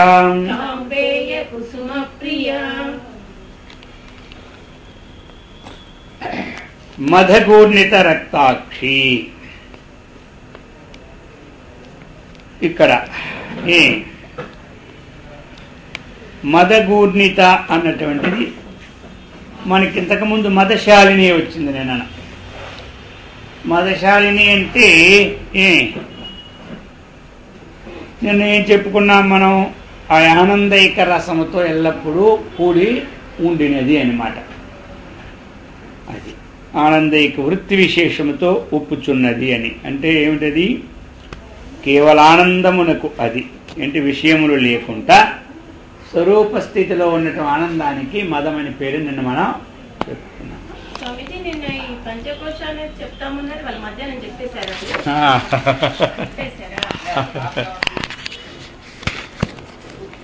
మదగూర్ణిత రక్తాక్షి ఇక్కడ అమ్మవారి యొక్క విశేషాలంటే ఏమిటి? ఇక్కడ మదముచే తిరుగుచున్న రక్త ఎర్రనియగు అక్షి కన్నులు గలది అని, బాహ్య విషయ వైముఖ్యము కలది అన్నటువంటిది ఇక్కడ అన్నమాట అర్థం. అర్థమైందా? అంటే మత్తుచే తిరుగుచున్న ఎర్రని కన్నులు గలది అని. అయితే ఇది ఎందుకు అంటే ఈ విధంగా కొన్ని సత్వగుణం కలవారికి ఎప్పుడూ కూడా ప్రసన్నంగానే కనబడుతూ ఉంటారు. దుష్ట శిక్షణ శిష్ట రక్షణ చేసేటప్పుడు ఆ దుష్టులకి ఈ దృష్టి అన్నమాట చూపెడుతుంటారు. అర్థమైందా? ఎందుకంటే ఒక డ్రామా మనం వేసేటప్పుడు ఆ డ్రామా పాత్ర మనం నటించాలి. అలాగే లోకంలో మనం వ్యక్తిని జయించాలి అంటే దానికి తగిన పాత్ర వేయాలి. అందుకని కొన్ని దగ్గరలేమే ఆ సన్నివేశాలు అందులో. ఆ విధంగా మదపాటల గండభూహు. ఇక్కడ ఒక్కొక్క దగ్గర ఒక అర్థం. మదపాటల రెండు రకాలు ఇక్కడ మదపాటలని. మద్యపానము చే ఎరుపు తెలుపు రంగులతో కూడి చెక్కిల కలదని ఒక అర్థం. కస్తూరితో వ్రాయబడిన మకరకాది చిత్రరచనము గల చెక్కిళ్ళు గలదని ఇంకొక అర్థం. చెవిలో అలంకారముగా ధరించిన సురపొన్న పువ్వులతో కూడిన చెక్కులు గలదని ఒక అర్థం. ఈ మద శబ్దానికి 3 అర్థాలు ఉన్నాయన్నమాట. అందుచేత ఈ విధంగా అటువంటి దానితో ఉన్నటువంటివి చెక్కిళ్ళని వర్ణన చేస్తూ ఉన్నారనమాట. చందన ద్రవ దిగ్ధాంగి. చందనస్య అంటే మలయజస్య, ద్రవీణ గృష్ఠ సారీణ, దిగ్ధాని లిప్తాని అంగాని యస్యాహ సా. చెప్తూ ఉన్నారు ఇక్కడే. ఎలాంటిదంటే మంచి గంధం ఇక్కడ చందన ద్రవ. ఈ చందనాన్ని చక్కగా మనం అరగదీస్తే అదేమవుతుంది? ద్రవం అనేది వస్తూ ఉంటాయి. అటువంటి గంధరసముతో ఏమన్నీ అంగాం చెప్తున్నారు ఇక్కడ. చందన ద్రవ వత్, అదే అది చందన ద్రవ.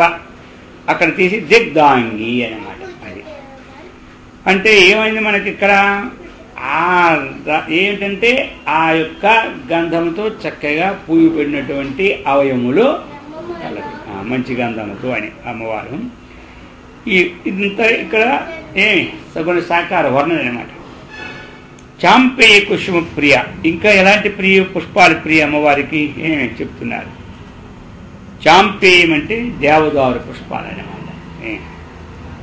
అటువంటి దేవదారు వృక్షాలు అక్కడక్కడ ఉంటుంటాయి మనకి. ఆ దేవదారు పుష్పాలు ప్రియముగా కలది అది అన్నమాట. ఆ విధంగా ఈ విధంగా లేదా ఇంకొక అర్థం కూడా ఉంది. చాంపేయం అంటే సంపంగి పుష్పములు అని ఒక అర్థం. ఈ విధముగా చాంపేయ కుష్మప్రియ. కుశలా, అది కుశల. సృష్ట్యాది నిర్మాణ కౌశలవత్వాత్ కుశల. కుశం జలం లాతి ఆదత్త ఇతివా కుశలాః. అదంతత్వాత్ కహ కుత్సితః శలః చంద్రమః యస్యాః సా కుశలాః. ఆ కుశల శబ్దానికి అనేక అర్థాలు. ఏమిటంటే సృష్ట్యాది నిర్మాణ కౌశల్యవత్వాత్ కుశల. వీడు చాలా కుశలుడురా అంటారు. అంటే ఏమిటి, వాడు అన్ని పనుల్లో చక్కనైనటువంటి తెలివితేటలు, ఆ కౌశల్యత్వం వాడికి ఉంది. అదేమైందా ఆ మైండ్. అందుకే మరి ఈ సృష్టి స్థితి లయములు చేటి నేర్పుగలది అని అర్థం. కుశలాహ అంటే సృష్టిని, స్థితిని, లయం, ఈ మూడింటిని చక్కగా చేసినటువంటిది అర్థం. సృష్టి స్థితి లయములు చేటి నేర్పుగలదని. మరి సృష్టి ఎవరు చేయగలరా? ఇంకోటి కూడా తరం కాదు. అర్థమైందా? ఇది సామాన్యమైందా? అద్భుతం. అది మనం ఇంకా ఎలాంటిది? కుశలాహ అంటే కుశం అంటే జలం. కుశ శబ్దానికి జలం ఒక అర్థం ఉందన్నమాట. లాతి ఆదత్త ఇతివా, జలాన్ని చక్కగా స్వీకరించినటువంటిది అని ఇంకొక అర్థం. ఇంకొక అర్థం ఏమిటి ఇస్తూ ఉన్నారు? కుసిత చలహ. అది అంటే ఏ దేవి ముందు ఆ చంద్రుడు కూడా కుసితుడగును. అంటే ఆ చంద్రుని, పూర్ణచంద్రుని యొక్క కళలు కూడా దేవి ఎదుటిగా ఆ కళలన్నీ కూడా ప్రకాశవంతం కాకుండా పోతూ ఉన్నాయి. అందుచేత ఈమె కుశలని, కుశలు అనగా చంద్రుని కంటే అధికమైన కాంతి కళ, అది అర్థం. ఈ విధముగా శాస్త్రం మనకి అనేకమైన అర్థాన్ని చెబుతూ ఉన్నారు. ఇంకా చెప్తున్నారు. కుశల కోమలాకార. కోమలాకార అంటే ఏంటి? కోమల సుకుమార ఆకార అవయవ. అది ఇక్కడ కోమలం అంటే ఏమిటి? ఒక మృదువైనటువంటిది, అర్థమైందా? సుకుమారమైనటువంటిది, సున్నితమైనటువంటిది. చెట్లు ఆకులు మొట్టమొదట వచ్చినప్పటికీ కోమలం అంట. అవి ఎంత మెత్తగా ఉంటాయంటే అంత దీనిగా చక్కగా ఉంటాయన్నమాట. అటువంటి అవయములు కూర్పు కలిగినటువంటిది అమ్మవారు. కురుకుళ్ళ. కురుకుళ్ళ అనేనే ఒక దేవి స్వరూపురాలన్నమాట. కురుకుళ్ళ అంటే విమర్శమై నాసిక ఎంత అధికారము గల కురుకుళ్ళ దేవి స్వరూపురాలు. అంటే దీనికి ఏమిటంటే ఒక పట్టణం లాంటిది. అది మణిద్వీపమందు శ్రీపురం అనేది ఒకటి ఉన్నదని చెప్పారు. ఇంతకుముందు కూడా చెప్పారు. దానికి అనేక ప్రాకారాలు ఉన్నాయి మణిద్వీపంలో, శ్రీపురంలో అన్నటువంటి పట్టణంలో. వానిలో అహంకారమయ ప్రాకారమునకును చిత్తమయ ప్రాకారమునకును మధ్య విమర్శమయము దిగుడు బావి ఒకటి ఉందని కలదు.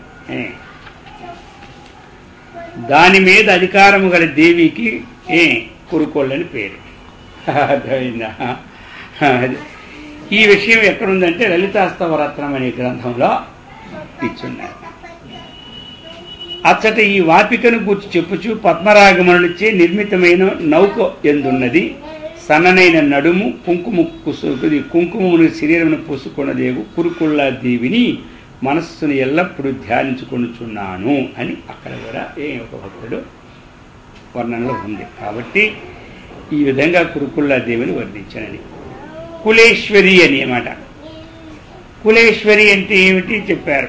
సజాతీయానాం మాతృమానమేయానాం సమూహ కులం తస్య ఈశ్వరి.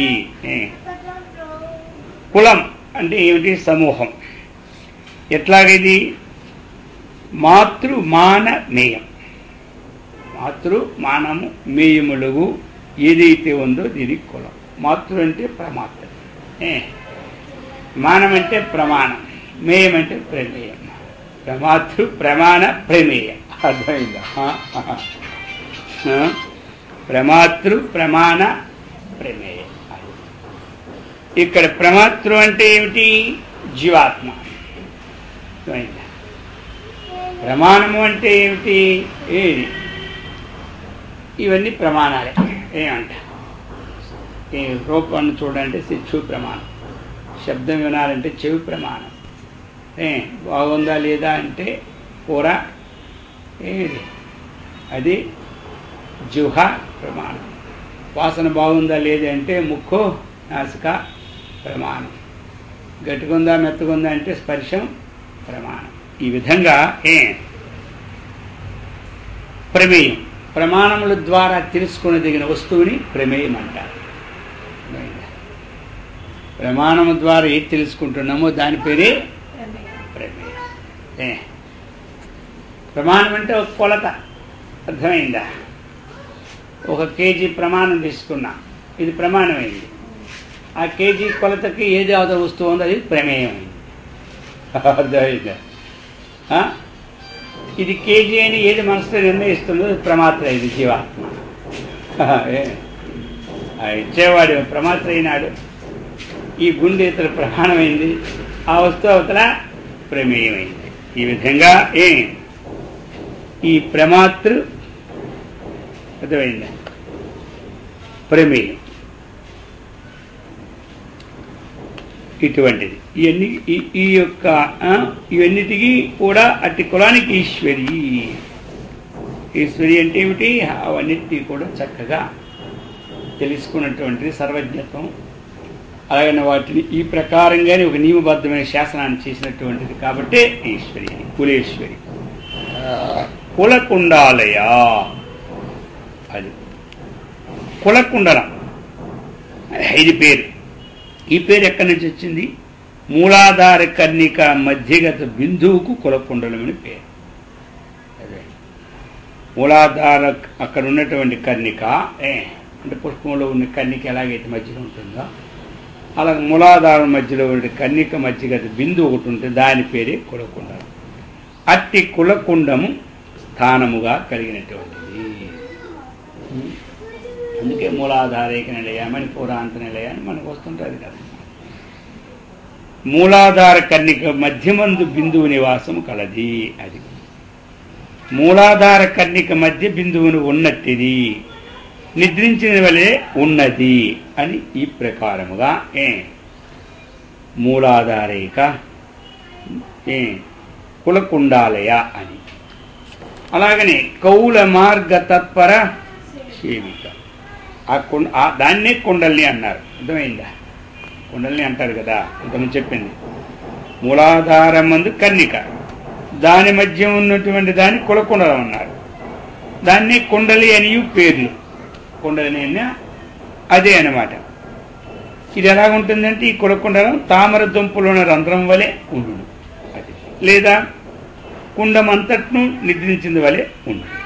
ఈ విధంగా ఈ కుండలని శ్రీ శంకరాచార్యుల వారు కూడా ఏం చెప్పారు? ఓ కుండలిని శక్తి, నీవు మూలాధారమును పొంది పాము వలె ఉన్న ఆకారముతో 3.5 చుట్లుగా చేసి కులకుండల ముందు నిద్రించుచున్నావని వర్ణించినారు. అందుచేతే ఈ కులకుండలం కులకుండాలి అని పేరు వచ్చింది. కౌల మార్గ తత్పర సేవిత, కౌల మార్గమందాసక్తి గల వారిచే సేవింపబడి. అర్థమైందా? కౌల మార్గం అంటే ఏమిటి? కులమనగా వంశం. ఆ వంశ పరంపరగా వచ్చే మార్గాన్ని కౌలు మార్గం. కులం అంటే వంశము, ఆ వంశ పారంపర్యంగా వస్తున్న దాన్నే కౌలు మార్గం. అది కులస్య భావ కౌల, అది అనమాట. కులమునకు సంబంధించినది కనుక కౌలు మనబడును. అది ప్రతి వ్రతఖండ ముందు ఎవరెవరికి ఏ దేవత వంశానుక్రమముగా పూజింపబడుచు వచ్చునో ఆ మార్గం ముందు చెప్పినటువంటి నైవేద్యాలు, గంధములు, ఆనులేపములు మొదలగు వానితో ఆ దేవతయే పూజింపదగినది. అదేమిటి? ఆ వంశ పరంపరగా వచ్చుచున్న నైవేద్యములతో పూజింపని కాదు. అంతేకాదు, కొంతమంది ఒక దేవత ఉంటారు, ఆ దేవతకి ఇదే మొదటి నుంచి ఏదైనా ఆ రోజు అదే పెట్టాలంటారు. ఎందుకంటే అది వంశ పరంపరగా వస్తుంది. మీరు మర్నాడు ఏమనుకోండి, తినండి, ఏం చేసి ఈరోజు మాత్రం ఇది ఎందుకంటే మన వంశ పరంపరగా వస్తుంది. అందుకని కౌలు మార్గ తత్పర సేవిత, కౌలు కుల వంశ మార్గంలో వస్తుంది, దాని చేత సేవింపడినటువంటిది అమ్మవారు అని చెబుతున్నారు. కుమార గణనాథాంబ తుష్టి పుష్టిర్మతి ధృతి శాంతి స్వస్తిమతి కాంతి నందిని విఘ్ననాశిని కుమారగణనాథాంబ తుష్టి పుష్టిర్మతిర్ధృతి శాంతి స్వస్తిమతి కాంతి నందిని విఘ్ననాశిని కుమార గణనాథ అంబా. కుమార స్కంద గణనాథ గజానన తయో అంబ మాత. అర్థమైందా? అందుచేత కుమారుడు అంటే కుమారస్వామి, గణనాథుడు అంటే ఎవడు? విఘ్నేశ్వరుడు. అన్ని గణాలకి అతడు నాథుడు, అందుకే గణపతి. గణానాం అధిపతి గణపతి. ఈ గణాలున్నాయి, దేవగణ, యక్షగణ, కిందర్వగణ, ఏమి అనే కిన్నర కిం పురుష సాధ్య, అలాంటి రకరకాల దేవతా గణము ఉంది, మానవ గణము ఉంది, పశుపక్షాది గణము ఉంది, అన్ని గణాలు. ఈ గణాలన్నిటికీ కూడా అతడు ఏమి అధిపతి ఎవరు? విఘ్నేశ్వరుడు. అలాంటి కుమారస్వామికి కూడా విఘ్నేశ్వరునికి నీవు తల్లివి అని అర్థం. కుమార గణనాథాంబా.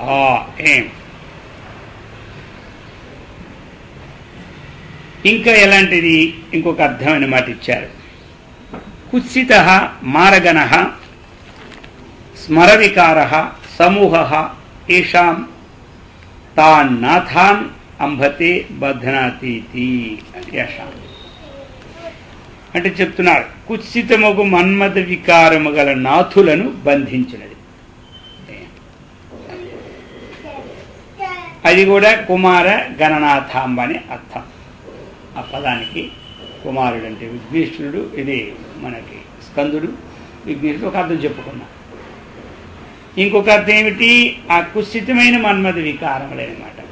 అంటే ఏమిటి? దుష్టబుద్ధి కలవాన్ని ఏం చేస్తుంది? బంధించినది అనమాట. ఇంకొక అర్థం ఇస్తున్నారు. అత్యంత అంటే ఏమిటి? అత్యంత అహంకారనిష్ఠులను కూడా బంధించినదని మూడు అర్థాలు ఆ పదానికి. ఒకటి బాహ్యార్థము, రెండో అంతరార్థాలు. ఈ విధంగా తుష్టి. ఇంకా ఎలాంటిది అమ్మవారు? తుష్టి అనమాట. తుష్ట్యాదీని సప్తనామాని. తుష్టి మొదలుగా 7 నామాలున్నాయి. తుష్టి అని. తుష్టి అంటే అర్థం ఏమిటి? సంతోష స్వరూపురాలు. ఎప్పుడు కూడా సంతోషమే. ప్రళయమైన సంతోషమే, సృష్టి అయినా సంతోషమే, స్థితి అయినా సంతోషమే. అర్థమైందా? సర్వకాల సర్వావస్థాయాం సంతోష అనమాట. తుష్టి. ఇవి 7 నామాలు ఈ యొక్క. ఒకటి తుష్టి, 2 పుష్టి. అర్థమైందా?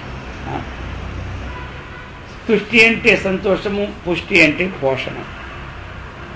అలాగా మతి ఒకటి, బుద్ధి. ధృతి అంటే ధైర్యము, శాంతి అంటే శమము, స్వస్తిమతి అంటే మంగళము కలిగి ఉండుట. ఇవన్నీ మనకి ఎన్ని ఇచ్చినారు ఇక్కడ? తుష్టి, పుష్టి, ధృతి, మతి, శాంతి, స్వస్తిమతి, కాంతి, నందిని, విఘ్ననాశిని ఇలా ఇచ్చున్నారు కదా మనకి. ఇందులో ఈ విధంగా ఒకటి ఇక్కడ మనం తుష్టి అనే పదానికే తీసుకున్నాం, సంతోష స్వరూపిణి అని.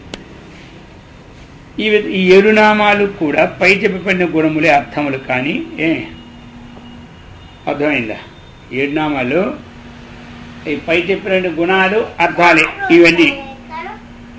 కానీ ఆ గుణములన్నీ దేవీ స్వరూపులే అభిప్రాయంతో వారిని ఆ దేవీ రూపములుగా మార్కండేయ పురాణంలో కూడా ఈ విషయాన్ని చెప్పుకొచ్చారు.